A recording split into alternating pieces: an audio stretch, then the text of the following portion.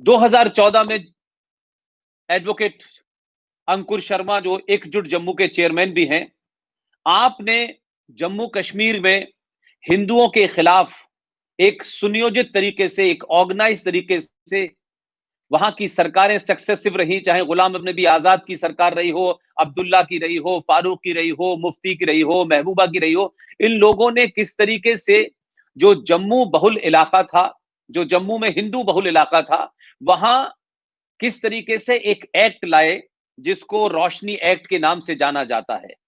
इस बहादुर शख्स ने उस एक्ट के माध्यम से जो इस्लामाइजेशन हो रहा था, जिस जिहाद को बढ़ा करके पूरे जम्मू कश्मीर को हिंदुओं से खाली कराने की साजिश हो रही थी, आपने 2014 में जम्मू कश्मीर हाई कोर्ट में एक पीआईएल डाली और उसके बाद एक लंबी लड़ाई लड़ी।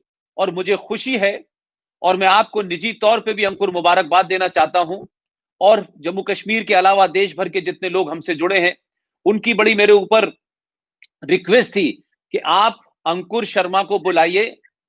हम लोग तो यहां बहुत राष्ट्रवाद की बात करते हैं, लेकिन राष्ट्रवाद की बात करना जम्मू कश्मीर में AK-47 और आतंकवादियों के साए में, और सरकार जो आतंकवाद को बढ़ावा देती हो, जो जिहाद को बढ़ावा देती हो, जो पूरे इस्लाम में जम्मू कश्मीर को कन्वर्ट करने वाली हो, उसके बीच में काम करने वाले आदमी को बुलाइए आप। तो मुझे खुशी है कि आपने समय दिया और आपकी लड़ाई 10 अक्टूबर 2020 को उस वक्त रंग लाई जब जम्मू कश्मीर की हाई कोर्ट ने आपकी पिटीशन के ऊपर इस इलीगल एक्ट को अनकॉन्स्टिट्यूशनल बताया और इसको निरस्त कर दिया, और सीधे तौर पे न सिर्फ निरस्त किया, सीबीआई से इसकी इंक्वायरी की जांच के आदेश दिए। अंकुर भाई, मेरा पहला और सीधा सवाल आपसे यह है कि देश को यह बताएं आप कि यह रोशनी एक्ट क्या था, किस तरीके से आया, कौन कौन जिम्मेदार है, क्या सिर्फ इसमें नेशनल कॉन्फ्रेंस जिम्मेदार है, मुफ्ती के पीडीपी जिम्मेदार है, या और भी लोग इसके मौन सपोर्टर रहे, या जब उन्हें बोलना चाहिए था वो नहीं बोले। तो इस रोशनी एक्ट की क्या पृष्ठभूमि है, कौन लाया था, किसके जमाने की बात है। और इसके साथ में एक बात और कह दूं कि जब आपने इसको पिटीशन जारी की और जब ये 2020 में हटा, तो मैं देश भर के जो बहुत क्रांतिकारी अखबार हैं उन्होंने कभी इसकी चर्चा नहीं की पिछले 10, अगर हम साल में देखें 6-7 साल में। लेकिन जब ये एक्ट हटा तो हिंदू ने खबर लिखी, high court order CBI probe into Roshni land scam in Jammu and Kashmir. Business Standard की हेडलाइन थी, Roshni scam one of the biggest scam in Jammu and Kashmir. Indian Express, loot to own, Jammu Kashmir high court hands to 25 crore land scam probe to CBI. और इसमें गुलाम नबी आजाद जैसे दिल्ली में secularism की मांग करने वाले और जम्मू में निजाम मुस्तफा की मांग करने वाले की तस्वीर है।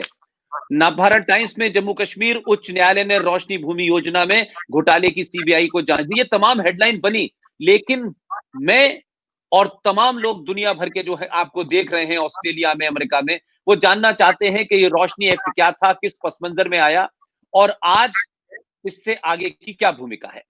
अंकुर भाई। बहुत बहुत धन्यवाद पुष्पेंद्र जी, आपने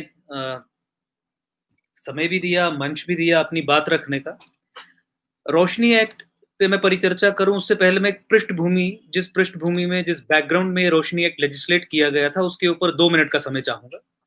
1990 के दशक में कश्मीर वैली को हिंदू विहीन करने के बाद नेक्स्ट टारगेट जम्मू संभाग था, और आपने देखा कि जम्मू संभाग के मुस्लिम मेजॉरिटी डिस्ट्रिक्ट्स जहां पे हिंदूज और नॉन मुस्लिम्स माइनॉरिटी में है, चाहे डोडा हो, किश्तवाड़ हो, राजौरी हो, पुंछ हो, रामबन हो, जिस तरीके से कश्मीर वैली में नरसंहार किया गया वैसा ही नरसंहार इन एरियाज में भी शुरू हो गया।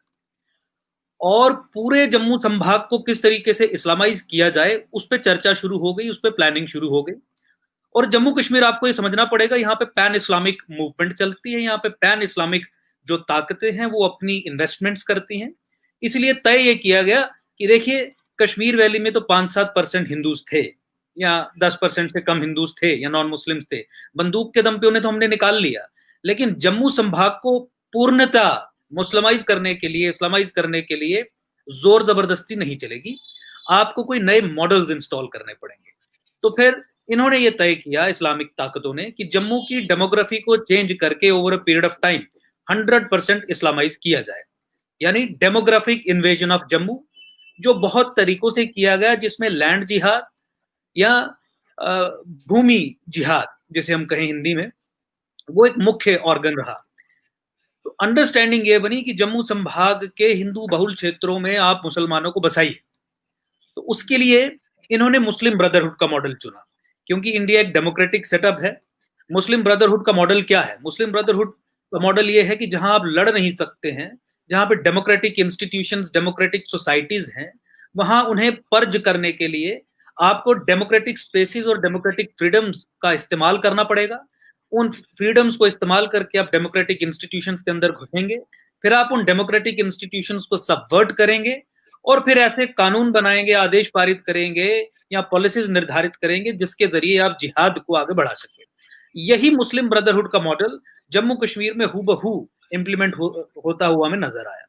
तो अब डेमोग्राफिक इन्वेजन ऑफ जम्मू के लिए how would you use our democratic institution? तो सबसे पहले विधानसभा में कानून बना के एक कानून बनाएंगे जिसका नाम रोशनी एक्ट रखेंगे, और उस कानून में ये लिखेंगे कि जम्मू संभाग और कश्मीर संभाग में भी जितनी भी सरकारी जमीन है, उस सरकारी जमीन पे जिस व्यक्ति ने कब्जा किया है, वो सरकारी जमीन के मालिकाना हक उस एनक्रोचर को, उस कब्जा जिसने किया उसे दे देंगे। तो ये कानून बन गया। अब इस कानून के तहत एक षड्यंत्र के तौर पे ऑर्गेनाइज्ड गैंग्स ने जम्मू संभाग में, खासकर जम्मू संभाग के हिंदू बहुल क्षेत्रों में मुसलमानों को बसाया।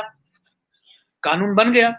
जिस समय इन्हें बसाया गया उसी समय एक प्रोसेस इनिशिएट किया गया जहां विशेष तौर पे दूसरे डिस्ट्रिक्ट से एक धर्म विशेष यानी मुस्लिम समुदाय के पटवारियों को, पटवारीज को ट्रांसफर किया गया और यहाँ पे लाया गया हिंदू बहुल क्षेत्रों में, कानून के विरोध में जाके। पटवारी की जो पोस्ट है वो डिस्ट्रिक्ट कार्डर पोस्ट है, उसे एक डिस्ट्रिक्ट से दूसरे डिस्ट्रिक्ट में ट्रांसफर नहीं किया जा सकता। पूरी उम्र, पूरी नौकरी के काल में उसे एक ही डिस्ट्रिक्ट में सर्विस करनी है, लेकिन सर्विस रूल्स को वायलेट करके उन्हें ऐसे हिंदू क्षेत्रों में लाके बैठाया गया जो टारगेट पे थे, राडार पे थे। तो मुसलमानों को स्टेट लैंड पे बैठाया, पटवारीज को रेवेन्यू डिपार्टमेंट में लाया, पटवारीज ने उनकी रेवेन्यू एंट्रीज वहां पे की जिससे ये पता चल सके कि इस पीस ऑफ लैंड पे इन लोगों का कब्जा है, यानी उनके कागजात बने।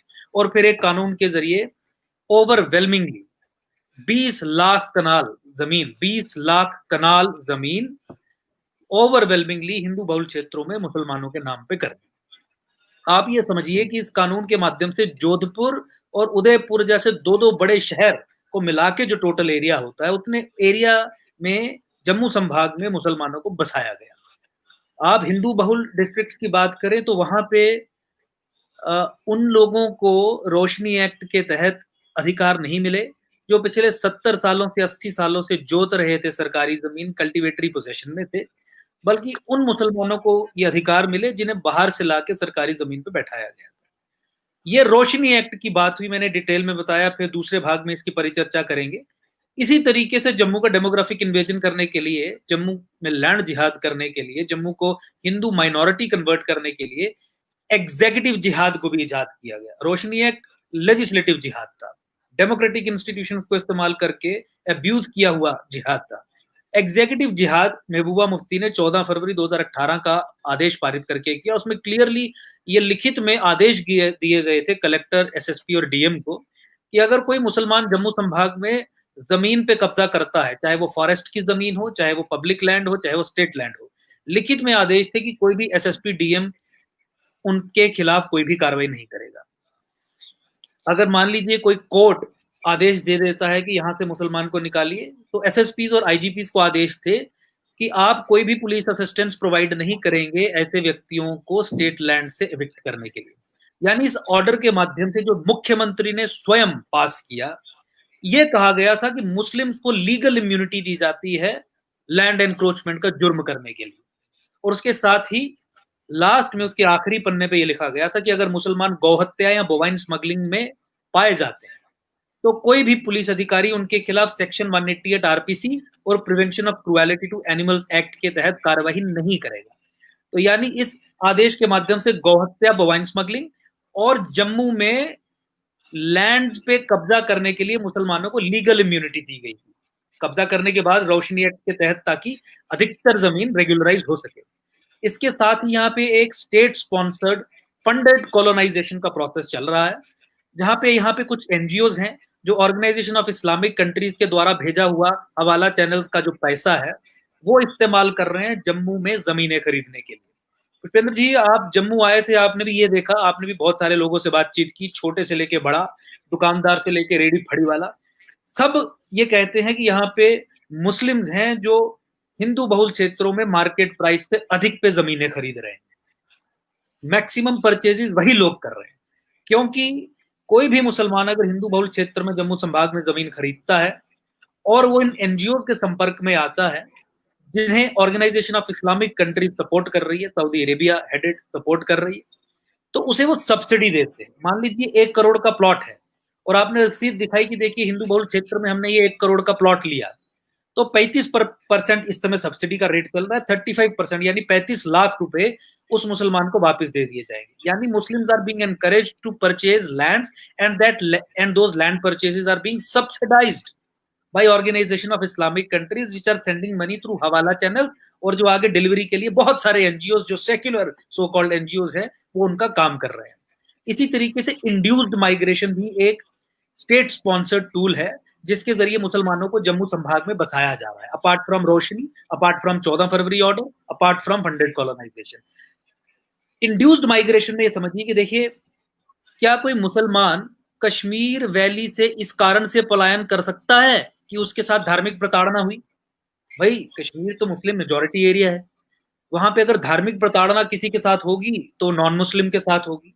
250 से अधिक ऐसी फैमिलीज हैं जिनको सरकारी अधिकारियों ने और जो जिहादी एलिमेंट्स है हमारे स्टेट एस्टेब्लिशमेंट में, उन्होंने ये लालच दिया कि अगर आप गरीब मुसलमान जो कश्मीर का है, कि अगर आप जम्मू में जाके बसेंगे, जम्मू में जाके बैठेंगे, जम्मू में जाके वहां पे परमानेंटली सेटल होंगे, तो आपको कश्मीरी हिंदुओं को मिलने वाली सब सुख सुविधाएं प्राप्त होंगी। आपको रहने के लिए एक क्वार्टर दिया जाएगा, आपको सब्सिडाइज्ड ओवर सब्सिडाइज्ड राशन दिया जाएगा, एजुकेशनल इंस्टीट्यूशंस में आपको रिजर्वेशन और सहायता दी जाएगी, कुछ स्कॉलरशिप दी जाएगी। यानी वो ग्राउंड्स जो केवल हिंदुओं को या गैर मुसलमानों को अवेलेबल है, गैर कानूनी ढंग से सरकारी संस्थान जो हैं वो मुसलमानों को दे रहे हैं ताकि मुसलमान, गरीब जो मुसलमान है, कश्मीर से उठ के जम्मू में आके पलायन करे। और ऐसी सैकड़ों की संख्या में ऐसे लोग यहाँ पे आए हैं जो हिंदूज के लिए आने वाले बेनिफिट्स को अवेल करते हुए यहाँ पे आके परमानेंटली बस गए। वो गरीब मुसलमान थे जिन्हें लालच दे के यानी इंड्यूस करके माइग्रेट करवाया गया। इसी तरीके से एक सुनियोजित ढंग से जम्मू कश्मीर में रोहिंग्याज और बांग्लादेशीज को सेटल करने का कार्यक्रम चल रहा है। ट्रेनों में भर भर के 7-8 स्टेट्स को क्रॉस करके म्यांमार, बांग्लादेश से होते हुए बंगाल में बैठ के जम्मू कश्मीर के कई सारे एरियाज में इन्हें बराबर कायदे से तरीके से सेटल किया गया है। इनके लिए ऐसे एनजीओज हैं जो ऑर्गेनाइजेशन ऑफ इस्लामिक कंट्रीज से पैसा लेके यहाँ पे शेल्टर्स बना रहे हैं। लाखों रुपए की टीम जो सबसे महंगी है उसके बनाए हुए शेल्टर्स यहाँ पे इंस्टॉल किए गए। इनकी मदद की जा रही है यहाँ पे बिजली के कनेक्शन लेने में। और मेरे पास 150 के करीब, मेरे सूत्रों के माध्यम से लिस्ट आई, 150 के करीब आज से 2 वर्ष पूर्व 150 लोगों के आधार कार्ड और राशन कार्ड बन चुके थे। उनमें से कई ऐसे भी थी जिनके बारे में हमें खबरें थी कि शायद स्टेट सब्जेक्ट सर्टिफिकेट्स भी इनके बन गए हैं।